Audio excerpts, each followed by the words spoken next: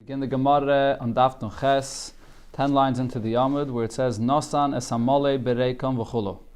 Going back to the Mishnah, so it says in the Mishnah, after the Kohen Gadol did the zrika of the dam hapar and the dam asar inside the Kodesh HaKadoshim first, then towards the pereiches.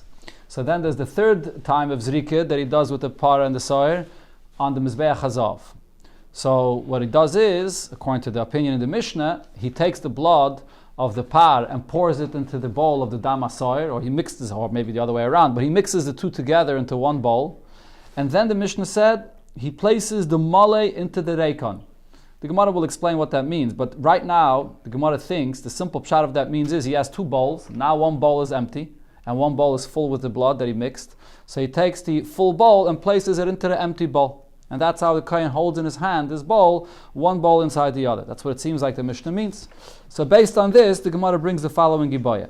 So Rami Bachame asked Rav Chisda the following question. Hiniach mizrak b'toich mizrak. B'chlal by all karbonis. What happens if a Kohen has two bowls? He places one bowl into another, and that's how he's holding it in his hand.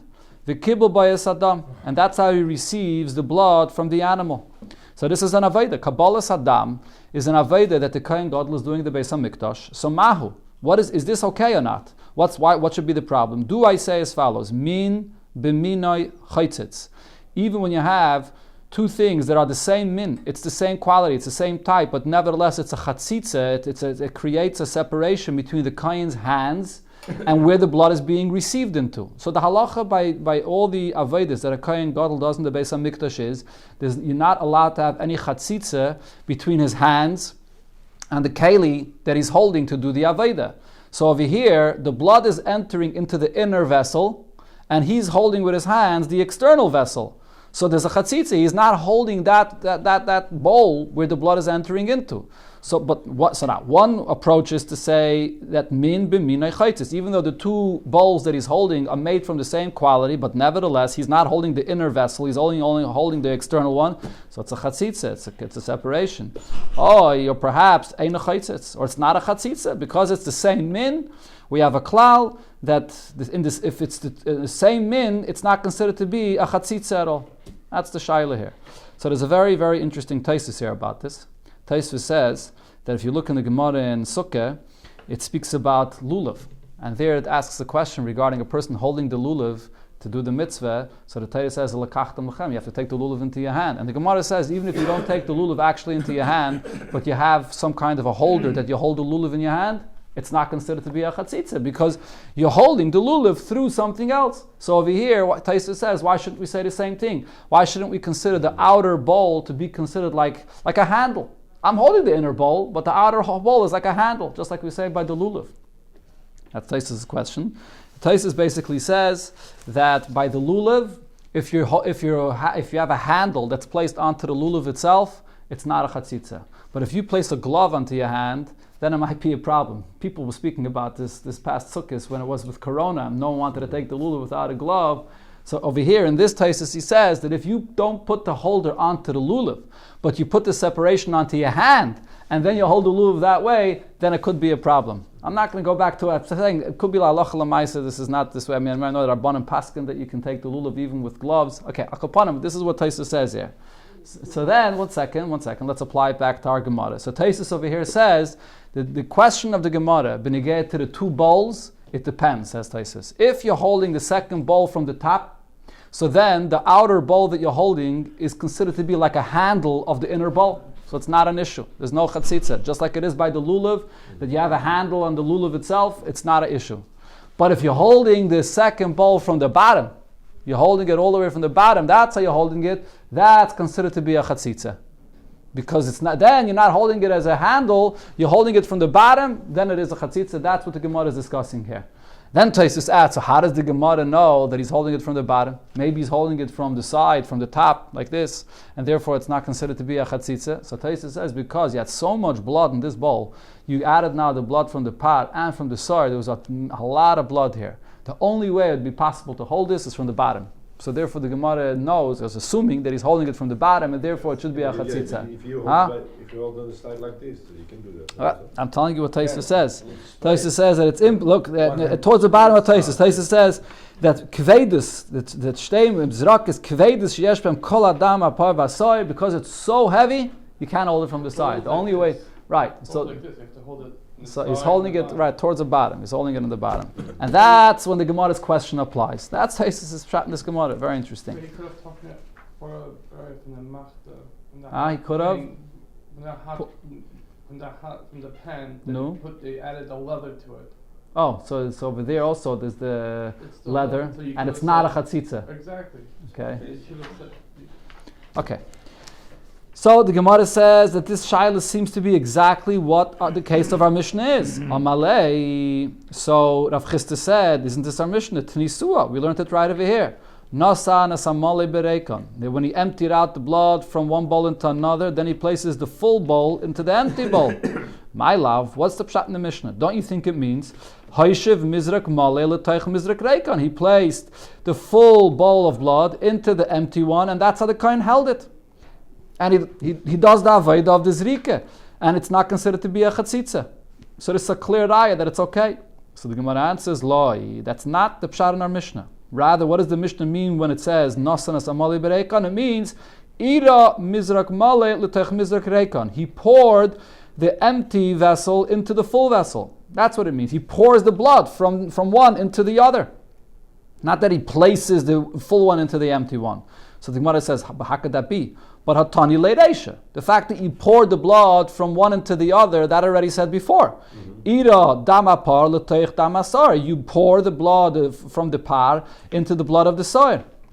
So the Gemara answers, no. It says it again, that nasana male berekon, that you pour it back. Meaning, kedela arvan yofe yofe. In order to have it mixed well, so it's not enough that you pour the dam of the pot into the dam of the soir, you have to pour it back again.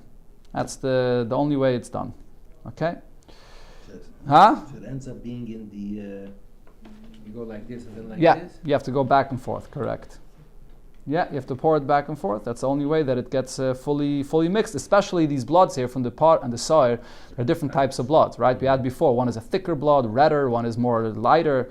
So it's different types of bloods.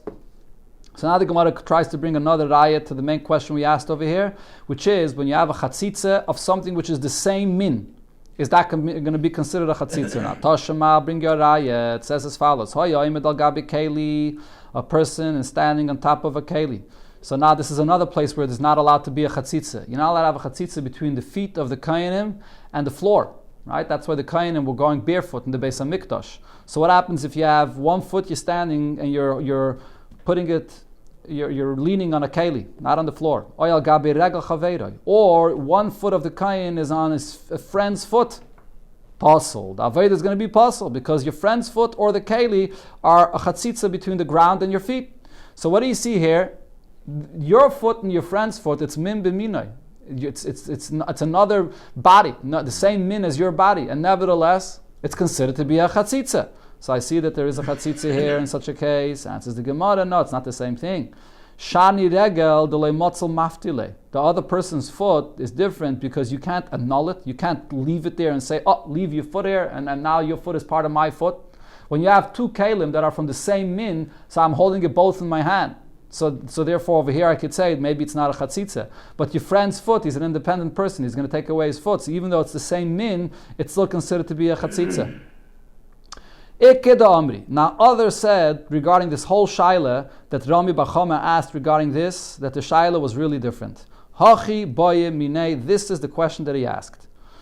And so the Rabbeinu Hananel here explains that according to this version of the Gemara knows for sure that when you have two different kalim that are from the same min, it's not considered to be a chatzitza. Chatzitza is not the issue. But he still had a question. What was his question? Derech sheiros bekach. Is this the derech of the way you serve in the Beis HaMikdash? Is this considered to be the normal way of doing this and serving, and therefore it's accepted? Or ein derech sheiros bekach. Or it's not, you're doing the Aveda and not in its normal derech. The Aveda has to be done in its normal way. If you do it in the unusual way, then the Aveda is not accepted. That was the question that he asked. So the Gemara brings a raya for this. Toshema, the Tana, the Bei Rabbi Shmuel. So Rabbi Shmuel said, "As kol kli asharis ashi sharsu bam bakaydish." So in this pasuk, what does it say here? It says kol klei. It's not read keli, but it's read klei, which means lashon rabim. Two kelim, klei hashares, and hashares is lashon yachid. So therefore he says as follows: Shnei kelim. There are two vessels that are being used here because it says klei lashon rabim, and it says v'shedus achas, and it says hashares, saying lashon yachid. And so it's one aveda which is being done with two different kelim, and therefore it's accepted. So from this pasuk we see that using two kelim in one aveda is considered to be derech shedus. It's considered to be a normal way of doing the aveda, and therefore it's good. Another question by Rami Bachame asked of Rav Chisda another type of chatzitza. Hiniach siv b'toich hamizrak. You place the sieve. Sieve is some kind of a bast that grows around a palm tree that you can place inside this mizrak. So let's say it's like this big, let's look at it as like this big straw that you place inside the bowl. And then you place the blood inside this sieve, inside this bast. So it doesn't go directly into the bowl, it goes inside the sieve. The kibbul bayis adam, and you receive the blood there. Mahu, what's going to be the halacha? Should I say, so over here, it's min b'sheina minoi. This bast is not the same min as the bowl itself, so therefore for sure chaitzitz, it's definitely a chatzitza. Or perhaps ein a chaitzitz, or maybe it's not a chatzitza. Why? Kivid de mechalchel loy chayitz, because this bast is not a solid wall. It's not thick and solid that the blood won't go through. It has holes in it, and the blood oozes out. It comes through it, and therefore it does end up going into the actual bowl. So even though you're receiving the blood into this sieve, but it's not solid, it comes out into the keli. So therefore loy chayitz, it's not a chatzitza. Or no, it doesn't make a difference, even though the blood comes out, but the fact is that you will makabel the blood inside the sieve. So the Gemara brings from a Mishnah, Malay, Tanina, we learned, and this is a Mishnah which is discussing the halacha of the water that has to be used by the para duma. So the water that you have to take, Rashi here brings the beginning of this Mishnah, it's from a Sechta Para.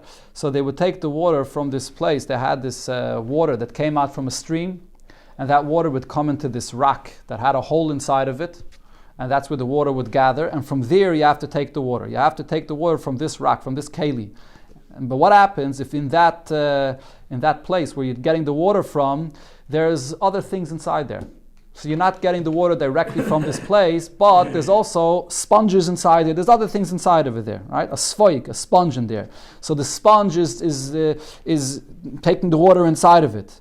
So you want to get the water only from the source of the stream that's coming out into this area, not from the sponge. So what do? So the Mishnah over there says, Zaylev v'haylech.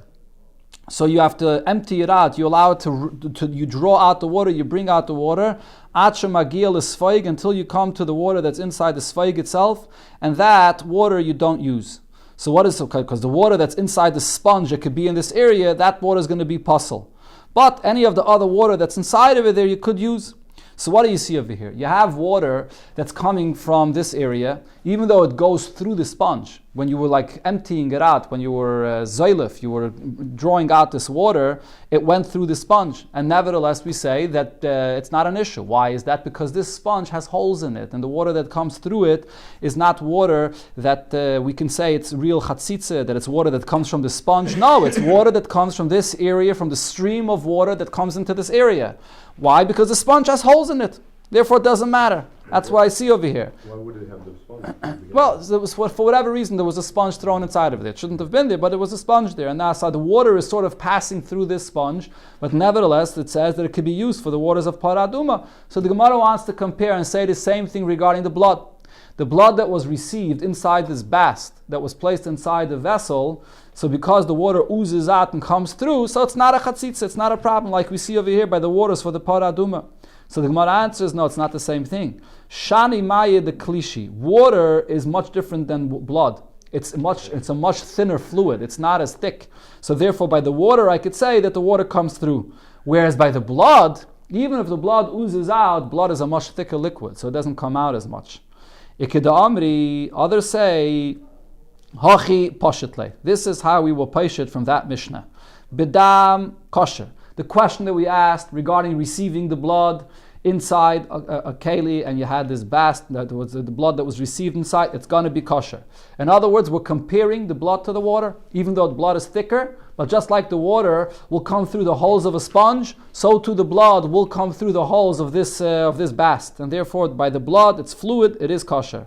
Whereas bekaimitz pasul, by the kaimitz, when a person has to take the kaimitz, what do you do with the kaimitz? You take the kaimitz of the mincha, and then you throw it into a new kli sharis. So if you didn't throw it directly into a new kli sharis, you throw it into a bast, into the sieve that's inside the kli sharis, the flour is not going to really come out of that bast. It's not liquid. It's not going to come out. So over there, if you put the kaimitz into this sieve, it's going to be pasul. That's a chatzitza. Okay, we continue the next Mishnah. So the Mishnah continues with the Aveda of the Kohen Gadol. So he's done with the zrikas that were done inside, and he already mixed the blood of the part and the side. He mixed them together into one bowl, and now he's getting ready to do the zrika onto the Mizbeach HaZahav. And in this Mishnah will describe how that zrika is done on the Mizbeach HaZahav. So it starts with the pasuk that it says over here in the Aveda. V'yotza, he comes out from the Kodesh HaKadoshim, Ela Mizbeach Asher Lifnei Hashem, comes out to the Mizbeach which is Lifnei Hashem. What is this referring to? Zeh Mizbeach HaZahav. This is the Mizbeach HaZahav inside of the Heichal. Hischil mechate v'yoyrit, and he does the zrika on the Mizbeach HaZahav, and he goes, mechate means he puts it, he sprays it on the Mizbeach, v'yoyrit, and he comes downward. The way the zrika is done is from above to below. Okay, as Rashi here explains, we'll see soon, there's another opinion in the Mishnah that argues, there's two ways how this is done. One way how it's done is, the Kohen Gadol walks around the Mizbeach HaZahav, and he comes to each corner. The Mizbeach HaZahav is actually a pretty small Mizbeach. It's only an amma by an amma wide, which is about 1.5 feet by 1.5 feet. It's a very small Mizbeach. So according to the first opinion in the Mishnah is, he walks around from corner to corner, and he puts one matana on each corner, one zrika on each corner. Okay, that's the first opinion here in the Mishnah, and therefore Rashi explains, the way the Kohen is going to do the zrika is, he's going to have to go from top to below. He's going to have to hold his hand like this, and the zrik is going from the top, and it's going to run down on the Mizbeach. Now there would be another way how it could be done. You could be going from below to above. That's usually how zrika is done. Usually the zrika goes from below to above. But over here, Rashi explains you can't do it. If the Kohen is going to come to the Mizbeach, the height of the Mizbeach, which is 2 amas, is going to be above the level of his hands. If he's going to try to do the zrika from below to above, what's going to happen? The blood in his fingers are going to run down into his begodim, into his wrist, into his hand, and it's going to make the big kahuna dirty. So therefore, as he's standing, he comes to each corner, he has to go from above to below. That's where the Mishnah says, mechata v'yayrid, to go down in order that the blood shouldn't run down into his wrist, into his big kahuna to make it dirty. Okay, we'll see soon there's another opinion that argues with this. Now, meheichanim, what's the order here? From which corner does he start? Mikeren, Mizrachis, Tzvainis. He starts with the Mizrachis Tzvainis, and then he makes his way around. Tzvainis Maravis, Maravis Draimis, Draimis Mizrachis. That's the order of how you come around. And the Mishnah says, Makaim Shuhu Maschil, Bechatas al Mizbeach HaChitzain, that corner where you begin the Zrike on the Mizbeach HaChitzin, Misham HaYagaimer al Mizbeach HaPnimi. That's the place where he finished on the Mizbeach HaPnimi. In other words, outside, by the outside Mizbeach, you usually start by Draimis Mizrachis. When you come up the ramp is on Darim side of the Mizbeach HaChitzin, so you come up the ramp and you make a right. So you always start from Draimis Mizrachis on the outside Mizbeach, and then you make your way around. But over here, you start from Mizrachis Tzvainis. And then you go from, and the Gemara will explain why. Why you start from a different corner, we'll see soon in the Gemara. Okay, now the Gemara brings another opinion. Rabbi Eliezer says, the Kohen, when he did the Zrika of the 4 corners, did not walk around the 4 corners. He didn't come to each corner. He stood in one place. Rabbi Eliezer, the Kohen Gadol stood in one place, and that's how he put the blood on each side of the Mizbeach. In other words, he stood on one corner, and he put the blood on that corner, and then he leaned over to the other side. And like I said, the Mizbeach HaZahav was small enough that the Kohen could lean over with his hands and put the blood on the other side of the Mizbeach. And therefore, Rabbi Eliezer says as follows, Val kula noyenaisin milmata lamayla. On all of the corners of the Mizbeach, he would place the blood going from below to above. Chutz mizu, besides that corner where he was standing, Shaysa Lefanov, he was right in front of that corner, Shayanaisim Mamayla Lamata, where the blood was placed from above to below. So as Rashi explains, what this means is just the way you position your hand, that corner that you're standing right in front of it, so if you want to spray the blood going from below to above, you're going to have your hand sort of positioned like this. Because you're standing right in front here, and the Mizbeach is a little bit taller than your hand, so you're going to have to go like this, so the blood is going to run down onto your fingers. If you're leaning over the Mizbeach, and here you're trying to do the zrika from above to below, so your hand is not going to be in an upward motion where the blood is going to run down into your into your clothing, but you're leaning over, so you're able to position your hand in such a way that you go from below above, and it's not going to run down onto your hands. So therefore, the other corners, you're able to do the zrika like it's usually done, where the direction goes from below to above, and it's not going to get your clothing dirty.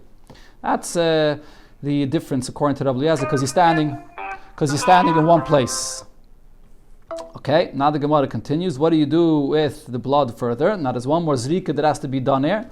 Then Hiza al Tarei shel Mizbeach sheva pamim. You spray the blood on the Tarei of the Mizbeach. The Gemara will explain what Tarei of the Mizbeach is. We once had this before. You spray the blood 7 times, and then Vishiyarei Adam, all the leftovers of the blood, Hayushayfech al Yisaid Maravi shel Mizbeach hachitzen. You pour it on the western foundation of the Mizbeach hachitzen, and then shel Mizbeach hachitzen. And now the Mishnah just adds, usually the leftover blood that was used on the Mizbeach hachitzen, Hayushayfech al Yisaid Raimi, that was poured on the Darim foundation of the Mizbeach.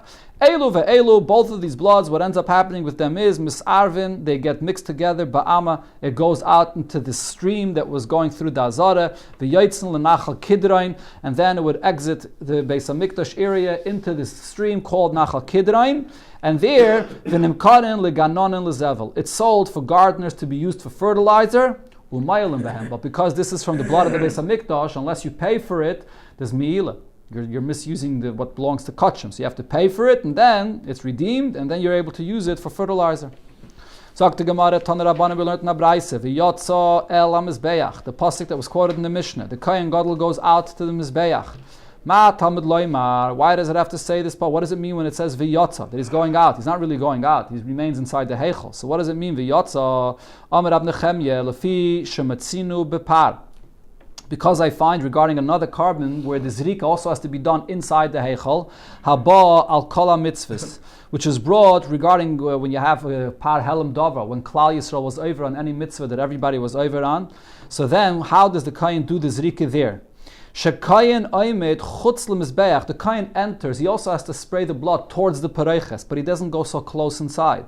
The kohen stands further away. He stands chutz lemizbeach, outside of where the mizbeach is. Umaze ala pareiches, and he sprays the blood towards the pareiches. So he's pretty far.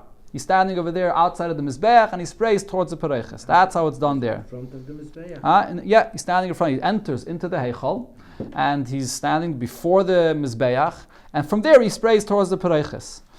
So b'shah shuhu maze, when he's spraying the blood. That's how it's done by that carbon. So Yachol, I would think over here regarding the Zrike that the Kohen Gadol does with the Yom Kippur, that it's also the same way. Avzek Kain, Talmud Loymar. So here the pasuk says, no, V'yotza el ha-mizbeach. Now, after he's done the Zrike towards the Pereiches, he comes out to the Mizbeach. So what does that mean? Heichan haya, where was he before when he did the Zrike towards the Pereiches?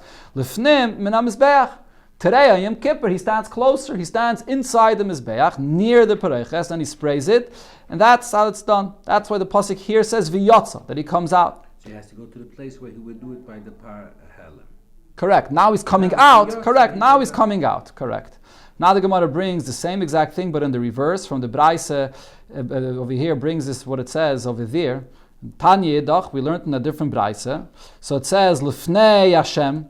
It says over there by the carbon that the Kohen brings, we're not talking about in Yom Kippur. So over there it says Lefnei Hashem. So now here you have the pasuk on the side. It says V'nosna Kohen Adam Akarnes Mizbach Teiris Samim Lefnei Hashem. So over there it says that the Mizbech is Lefnei Hashem. Ma Talmud Loima. Why does it say over there Lefnei Hashem? Omer Rab Nechemye. So Rab Nechemye now says the exact opposite point. Because you find in Yom Kippur. How is this Rika done towards the Pereiches? The Kohen Gadol is standing inside, further inside from the Mizbeach, and he's close to the Pereiches. And he sprays the blood on the Pereiches. At the time when he's spraying the blood. Yochel Avzeh Kain. So I would think that when it comes to the Par Helem Dover Shel Tzibor, or the Par Helem that the Kohen has to bring, so I would think that over there it's the same halacha as well, that the Kohen has to stand so close inside. Talmud Loima, so therefore the pasuk there says, Mizbach Teires Hasamim Lifnei Hashem. That the Mizbeach HaKeteires is Lifnei Hashem Asher Ba'oil Mayid. So what do we learn out from this? Why is the pasuk spelling out and saying that the Mizbeach is Lifnei Hashem? So it's saying as follows. Mizbeach Lifnei Hashem. The Mizbeach is closer to the Eibishter. It's in front of the Eibishter. Ve'ein Kayin Lifnei Hashem. And the Kayin himself is not as close. He does not come Lifnei Hashem so close. HaKeitzat. So how is the Zrika done over there by the Par Helem Davar? Kayin HaKeitzat Oimet Chutz LeMizbeach Omazeh. The Kayin stands outside of the Mizbeach and he sprays the blood towards the Pereiches in a distance. So the point is, you have two karbanos that have to be sprayed towards the Pereiches. On Yom Kippur, you have to stand inside, closer, and by the other karbanos that are brought inside, the Kayin stands further out. That's why over here it says V'yotza, that he comes out. Hischel, sagt the Gemara weiter, Hischel mechate v'yored v'chulu. The Kayin comes and sprays the blood on the Mizbeach on each one of the corners. So the Gemara here is going to bring two opinions regarding which corner he starts with. One is going to be like the opinion of our Mishnah, and one argues with our Mishnah. Tan Rabbanan, we learned in the Braise. Hischel mechate v'yored. He does the zrike on the corners of the Mizbeach. Mehechan ayam maschel. So with which corner did he start? So the first opinion is, not like our Mishnah, Mekeren Mizrachis Draimis. He starts from Mizrachis Draimis, which is actually the same like it's done with the outside Mizbeach. He starts with the Mizrachis Draimis, and then he goes to Draimis Maravis, Maravis Tzvainis Mizrachis, Divrei Rabbi Akiva. That's Rabbi Akiva's opinion. Rabbi Yosi Aglili Yaime, Rabbi Yosi Aglili says, like it said in our Mishnah, Mekeren Mizrachis Tzvainis Maravis, Maravis Draimis Mizrachis. That's how he goes around. Which, huh? Yeah, mamish. So the Gemara, the Braise here says, Mokem Rabbi Yosi Aglili Maschel, the corner that Rabbi Yosi Aglili says you start with, Sham Rabbi Akiva Paisik. That's the corner Rabbi Akiva says you end with. Mokem Rabbi Akiva Maschel, the place that Rabbi Akiva says you start with, Sham Rabbi Yosi Aglili Paisik. That's where Rabbi Yosi Aglili says you end with. So Rashi explains what's the basis of their machlekes. The question is, from which place of the Kodesh HaKadoshim are they coming out from? If you remember before, we had the machlekes in the Kodesh HaKadoshim. Was there one curtain or two curtains? And the difference is, if there was one curtain, the opening of the curtain was on Tzafon side. So then the Kayin would be exiting from the Kodesh HaKadoshim on Tzafon side. If there were two curtains, so then the inner curtain opened on Tzafon side, but the outer curtain only opened on Darim side. And the Kayin Gadol would have to walk through the entire curtain, Amma in between, and he would exit on the Darim side. So that's the basis of their machlekes. Rabbi Akiva says there were two curtains, and therefore he came out on the Darim side. So therefore he starts on the Darim side. Rabbi Yosi Aglili holds that the Kayin would exit on the Tzafon side, so he started the Zrika on the Tzafon side. Okay, but now the Gemara still has a problem. The question of the Gemara is, the Kulal Memiyeh, everybody agrees, Bahu Keren the Pagabereshe, that corner that the Kayin encounters first, Lo Yavit, he does not do the Zrika there. My time, what's the reason? So what's the Gemara asking? What did it say over here? According to Rabbi Akiva, where do you start the Zrika? Tzvainis Mizrachis. According to Rabbi Yosi Aglili, where do you start the Zrika? Draimis Maravis. The question is, when the Draimis Mizrachis, that is. The question is, what corner does the Kohen Gadol come into first? The Kodesh HaKadoshim is in the Ma'ariv of the Beis HaMikdash, right? So if the Kohen Gadol is coming out of the Kodesh HaKadoshim, so he comes to the Ma'ariv, to the western corner of the Mizbeach Hazal first. If he's coming to Tzafin, so he's coming to Tzvainis Maravis first. If he's coming out on the Darim, he's coming to the Draimis Maravis first. So both of their opinions say that he passes that corner and he goes to the either Tzvainis Mizrachis or Draimis Mizrachis. Why is that? That's the question of the Gemara. He's skipping a corner and going further. Shmuel answers, the Amakra, this is also based on the Pasuk, because it says, V'yotza el ha-mizbeach, he should go out to the Mizbeach. What this means is, ad nafik mikule Mizbeach. Going out doesn't only mean to reach the Mizbeach, but to go out the entire Mizbeach, including that space of the Mizbeach. He has to go to the outside corner of the Mizbeach. So that answers why you go to the Mizrach side of the Mizbeach. But now the Gemara has another question here. If you paid attention to the order of how, according to Rabbi Akiva, how you come around, he's going around. He's starting off with the corner of Draimis, Mizrachis Draimis, and then he makes his way around to Draimis Maravis and so on. He's actually going from from right to left. He's going in the wrong order. You always know in the Aved and the Beis HaMikdash, don't you always go towards the right? Over here he's going clockwise. He's going towards the left. Why is he going towards the left? Well, Rabbi Akiva, according to Rabbi Akiva, Nakiv derech yamin. Why doesn't he come around towards the right? Why is he going around towards the left? And the Gemara now brings the source of this, that you're supposed to go around in the right. Are they arguing about this subject, which is based on what Rami Bar Yecheskel said? And he said as follows, the Rami Bar Yecheskel. Rami Bar Yecheskel says the source of the fact that you go around to the right is in the following pasuk, where it says that there was a yam, she'asa shloima. There was this massive water that Shlomo Melech built as a mikveh, basically a huge mikveh that he built for the Kohanim.